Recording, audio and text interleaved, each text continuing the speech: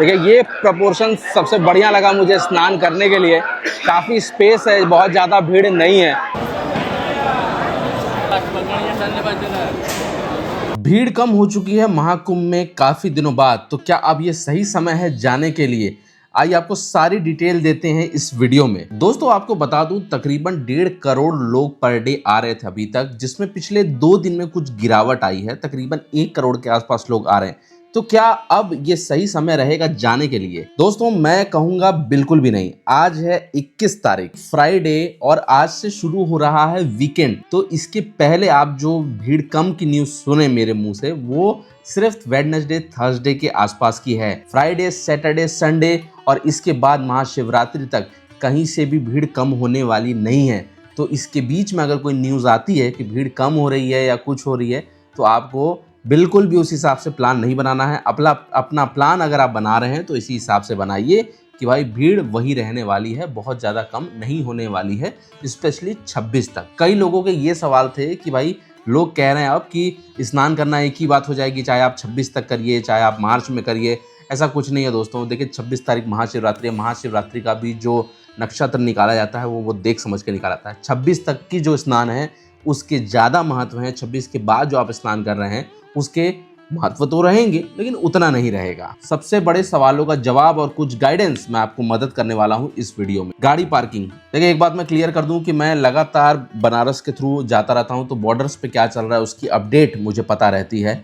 अंदावा के पास से गाड़ियां अभी अंदर जा रही, यानी आप जहां से भी आ रहे होंगे तो बॉर्डर से गाड़ियां अंदर तो आ रही हैं, लेकिन मैं आपको बता दूं अंदर की भीड़ तो सेम ही रहेगी। मैं फिर रिपीट करता हूं कि आप चाहे वीआईपी हो चाहे आपका जुगाड़ हो, भाई भीड़ तो सेम रहेगी ना। आप गाड़ी ट्रैफिक में हेलीकॉप्टर बना के तो लेके जाएंगे नहीं। तो बेटर ये होगा कि जहां पार्किंग मिले आपको, आप अपनी कार पार्किंग में खड़ा कर दीजिए। अब आप कार से आ रहे हैं तो जाहिर बात है आपके पास बहुत ज्यादा पैसे होंगे। अब यहाँ बैरिकेडिंग लगी हुई है ताकि कोई गाड़ी इधर उधर न जाए। और ये जो आप सामने भीड़ देख रहे हैं ये आ रही है वापसी, जो इधर से बाएं, जो दाहिने से बाएं जा रही है। ये लोग इस समय स्नान करके वापस आ रहे हैं। इधर जो भीड़ आपको जाते हुए दिख रही है ये वापसी वाली भीड़ है। तो भाई अगर आपके पास बहुत ज्यादा पैसे हैं तो सबसे बढ़िया आप ठेला, ऑटो, टोटो, आपको जो भी मिलता है वो ले लीजिए। ऑटो, टोटो, शटल बस, ये सारी सुविधाएं अब संगम तक जाने के लिए अवेलेबल हैं। तकरीबन जो इसके पहले न्यूज़ आती थी कि 10 किलोमीटर 15 किलोमीटर चलना पड़ता है, अब उतना आपको नहीं चलना पड़ेगा। हालांकि 2-3 किलोमीटर, देखिए 2-3 किलोमीटर जब मैं बोलता हूं तो मैं एक वन वे की बात कर रहा हूं। जाना और वापस आना तकरीबन 6 से 7 किलोमीटर का आपका डिस्टेंस रहेगा। हालांकि क्योंकि आप संगम रुकेंगे, यमुना जी रुकेंगे, नहाएंगे, वो करेंगे, तो आपकी एनर्जी वापस रिचार्ज हो जाती है, तो वापस आपको 2-3 किलोमीटर आने में उतना नहीं पता चलता है। इसलिए मैं 2-3 किलोमीटर ही आपको बोल रहा हूँ। पैसे की कोई दिक्कत नहीं है भाई, इतना खर्चा करके आ रहे हैं आप, पता नहीं कितने हजारों रुपए लगा कर आ रहे हैं फैमिली लेके, तो 100, 200, 500 क्या देखना भाई। ले लीजिए जो आपको सुविधा मिलती है। बाइक ही ले लीजिए, चाहे ऑटो टोटो ले लीजिए। बाइक वाले तो देखिए संगम तक आ सकते हैं, तो अगर आपको सही बाइक वाला मिल जाए सही रेट में, उससे डील करने की कोशिश कीजिए ना, बार्गेन कीजिए। अगर सही रेट में बात डिस्कशन हो गई तो क्या पता आपका पूरा परिवार बड़ी आसानी से जो है वहां तक पहुंच जाएगा, संगम तक। इसके अलावा बता दूं कि बहुत सारी न्यूज आ रही थी कि भाई महाकुंभ की डेट भी बढ़ रही है भीड़ को देखते हुए। ऐसा कुछ नहीं है, क्योंकि महाकुंभ ग्रह नक्षत्र देख के डिसाइड होता है। ये कोई इवेंट नहीं हो रहा है कि जिसकी डेट बढ़ा दी जाएगी। 26 तारीख तक ही रहने वाला है महाकुंभ, उसके आगे नहीं जाएगा। उसके बाद अगर आप आ रहे हैं तो आपकी मर्जी है, क्योंकि अब भीड़ कम होने का नाम नहीं ले रही है। तो मुझे पता है कि लोग 26 के बाद भी प्लान जरूर बताएं। पैदल के क्या सीन्स है वो मैं आपको बता दिया। ऑटो टोटो अवेलेबिलिटी वो मैं आपको बता दिया कि ऑटो टोटो आपको संगम तक जाने के लिए मिल जाएगी, बशर्ते भीड़ बहुत है तो आपको थोड़ी बहुत दिक्कत हो सकती है लेने में। बार्गेन करें, बातचीत करें, और ज्यादा पैसा अगर न लग रहा हो आपका तो आप कोशिश करें कि आप ऑटो टोटो ले लीजिए। एक सुविधा और चल रही है शटल बस की, जिसके बारे में कोई बहुत ज्यादा चर्चा नहीं कर रहा है। दोस्तों जहां भी आप बॉर्डर के पास पार्किंग करेंगे वहां से शटल बस जरूर मिल जाएगी। जैसे मैं बनारस से जाता हूं तो सरस्वती द्वार के पास पार्किंग भी अवेलेबल है, और सरस्वती द्वार से ही शटल बस भी चलती है। शटल बस इस समय दोस्तों भीड़ के चलते फ्री चल रही है। जी हाँ, शटल बस इस समय फ्री है। तो अगर आपको कहीं शटल बस दिखती है तुरंत चढ़ जाइए, वो आपको आराम से संगम के काफी करीब, लगभग 2 किलोमीटर तक की दूरी के पास ले आएगी। तो वहां से आपको थोड़ी सी सुविधा ज्यादा हो जाएगी। अब दोस्तों बात आती है कि इतनी भीड़ में आपको क्या करना चाहिए। यमुना गंगा जी में नहा लेना चाहिए या संगम नहाने पे जोर देना चाहिए? अगर आप मेरी माने तो दोस्तों यमुना गंगा जी तो आप फिर कभी दोबारा आके दोबारा नहा लीजिएगा, लेकिन अभी आप संगम नहाने की कोशिश कीजिए। अब लोग बोलेंगे कि भाई तुम सेक्टर 3 की तरफ, संगम की तरफ भीड़ बढ़ा रहे हो, ऐसा कुछ। मैंने इसके पहले कई वीडियोस में ये डिटेल्स दी हैं, अगर आप चाहें तो एक बार जाकर देख सकते हैं, लेकिन मैं आपको फिर रिपीट कर देता हूं। सेक्टर 3, सेक्टर 21, 22, 24, 25, ये सभी संगम है। मैं घाट के नाम भी आपको बता देता हूँ। चाहे आप अरैल घाट नहाए, सोमेश्वर घाट नहाए, चतनाग घाट नहाए, गंगा घाट नहाए, कहीं भी आप नहाएंगे, ये पूरा संगम क्षेत्र ही लगता है। अगर आप झूसी की तरफ से आ रहे हैं तो 21 और 22, अगर आप अरैल की तरफ से आ रहे हैं तो अरैल घाट से लेके सोमेश्वर घाट आगे तक आपका पूरा संगम ही है। आपको जहां इच्छा करे आप वहां नहा सकते हैं, जरूरी नहीं कि आप संगम नोस के पास ही जाएं। एक और बहुत जरूरी बात जो कि बहुत ज्यादा इस समय घटित हो रही है, वो है बच्चे बुजुर्ग का गुमना, अपने परिवार वालों का गुमना। तो सबसे पहले आपको ये काम करना है दोस्तों कि परिवार में आप जितने भी लोग आ रहे हैं, मोबाइल फोन आपके पास है, बहुत अच्छी बात है, एक दूसरे के पास मोबाइल फोन रखें। जनरली होता है कि बुजुर्गों या बच्चों के पास फोन्स नहीं होते हैं, तो आपको करना क्या है, एक पर्ची बनाइए। पर्ची में अपना नाम, घर का एड्रेस, मोबाइल नंबर, सारी डिटेल्स लिख के अपने बच्चे के या जो भी बुजुर्ग हैं उनके कपड़े के जेब में या कहीं डाल दें, उनके साथ लगा दें, मन करे टी शर्ट में चिपका दीजिए, ताकि कहीं भी अगर वो इधर उधर भटके तो लोग आपकी मदद कर सकें आप तक पहुंचाने के लिए।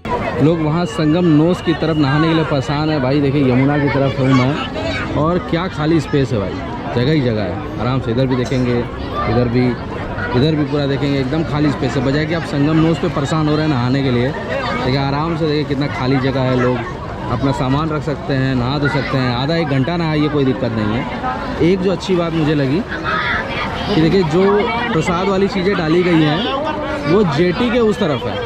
ये जो नारियल देख रहे हैं वो जेटी के उस तरफ है, तो जो मशीन सफाई करने वाली रहती है वो साफ़ कर देंगे, बहुत बढ़िया चीज़ है।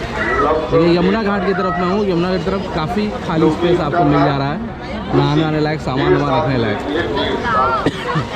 अगर सिर्फ नहाने के मकसद से आ रहे हैं तो ये स्पॉट भी बढ़िया है, इधर ही नहा के जा सकते हैं, ज़रूरत नहीं है आपको उतना वहाँ लास्ट तक जाने का, अगर इस साइड से आ रहे हैं तो। अब बात यही है कि भाई अगर आप यमुना जी नहा सकते हैं, आपका मन है कि यमुना जी कहीं जहाँ मुझे जगह मिले नहा लूँ, तो मैं आपको ये डिटेल दिया कि भाई आप यहाँ पर यमुना जी के पास जगह है, यहाँ नहा सकते हैं, बाकी आपकी मर्जी है। एक बात और मैं यहाँ पे रिपीट कर देता हूँ, वीकेंड्स आ रहे हैं, सैटरडे, संडे और उसके बाद महाशिवरात्रि जैसा पर्व आ रहा है। ये बात ध्यान रखिएगा कि प्रयागराज से बनारस की तरफ भी पलट प्रवाह होता है, लेकिन बनारस से प्रयागराज कुंभ की तरफ भी पलट प्रवाह होगा, क्योंकि 26 को जो महाशिवरात्रि दर्शन करने के लिए आएगा वो 100% महाशिवरात्रि में काशी विश्वनाथ दर्शन करके वापस प्रयागराज महाकुंभ की तरफ जरूर आएगा, जो भी उस रूट से आ रहा होगा वो।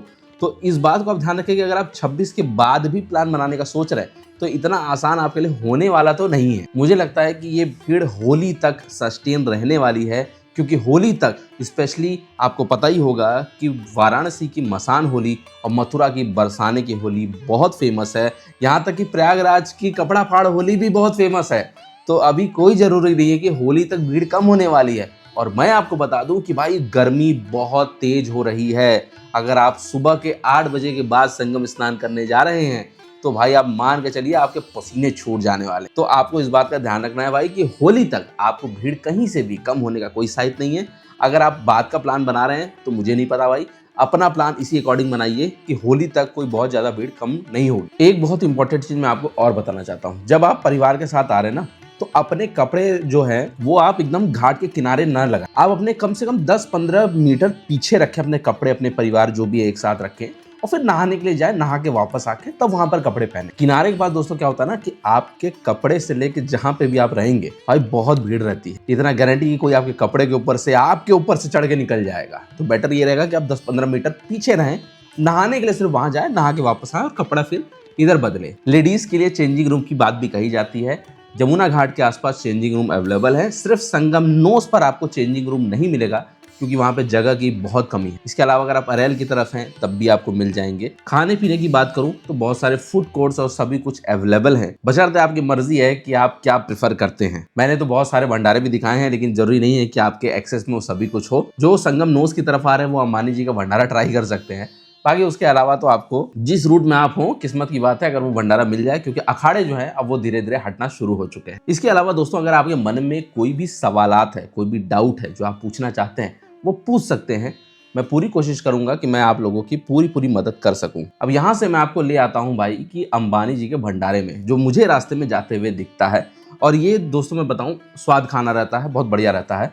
इसमें आपको क्या क्या मिलेगा एक बार मैं आपको वो भी दिखा देता हूँ। सबसे बढ़िया बात यही है कि यहाँ गरीब अमीर बच्चे बुजुर्ग सब कोई मुझे खाते हुए दिखता है। खाने में आपको मिल जाएगा पूड़ी, चावल, राजमा, दाल और हलवा। और मुझे सबसे बढ़िया यही लगा कि यहाँ पर मैं जैसे लग ही नहीं रहा, जैसे लग रहा था कोई फूड कोर्ट है, फूड कोर्ट जैसा ही खाना पीना सब देखने को मिल रहा था। तो दोस्तों ये थी अपडेट। इसके अलावा जो भी क्वेश्चन आपके मन में होंगे वो मुझसे कमेंट बॉक्स में जरूर पूछिएगा। मिलते हैं अगले वीडियो में, तब तक के लिए अपना ख्याल रखिएगा। हर हर महादेव।